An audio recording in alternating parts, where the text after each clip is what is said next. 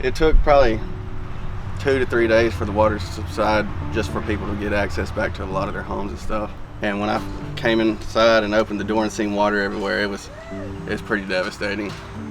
When you're faced with what the world's dishing out now, it's nice to have some place, that warm feeling of security.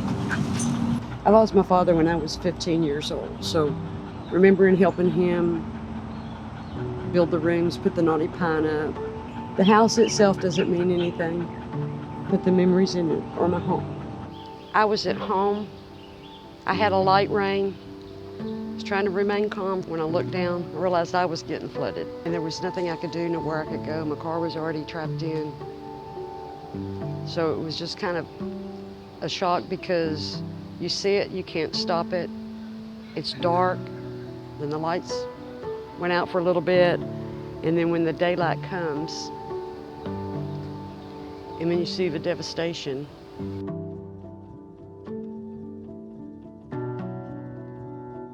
What started my passion with disaster relief was kind of a sum of many years of storm chasing. I've seen a lot of devastation, what flooding, tornadoes, hurricanes can dish out to homeowners, to communities, and kind of the hopelessness that's there. It was always tugging at my heart that something needs to be done for these families. There are a lot of people in this world, they might even be in our backyard, and they just need help. For me, I am a couple years as a His Hands member, and growing my faith is, something that I said that I wanted to do when I came to this church. But I felt called. I just asked my boss last minute, and he was like, sure. And it was, I think, meant to be. For someone like me, I'm not skilled in any one particular area, but I have 2 hands and 2 feet, and I can work hard and come down here. And if I can come and help people, I know I can make a difference, and that's what inspires me. It's pretty incredible when you get on the airplane and you're with 4 other individuals that are looking to have the same goal, and that's just to spread God's love upon other people. It's incredible to be a part of that, and it creates a fuel for the fire.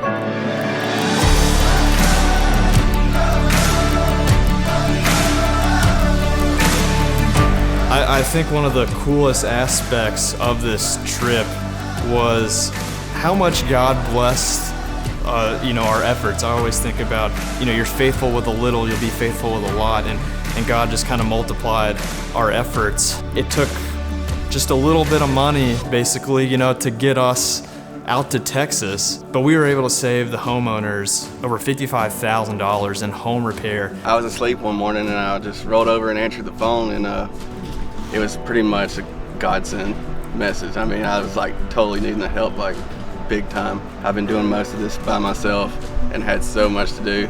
I couldn't have done it all by myself.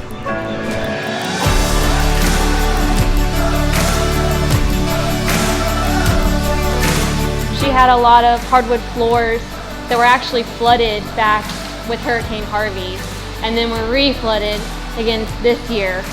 So we're working on just tearing up everything. It's been quite the job. And it goes from I'm helpless to I'm hopeful. And that's the most impactful thing that I take from every trip. When I see people like y'all, it re-encourages me, because there's tens of thousands that don't want to, but there's still 10,000 that will. And as long as there's people willing to help people, we'll get over this, we'll get out of it.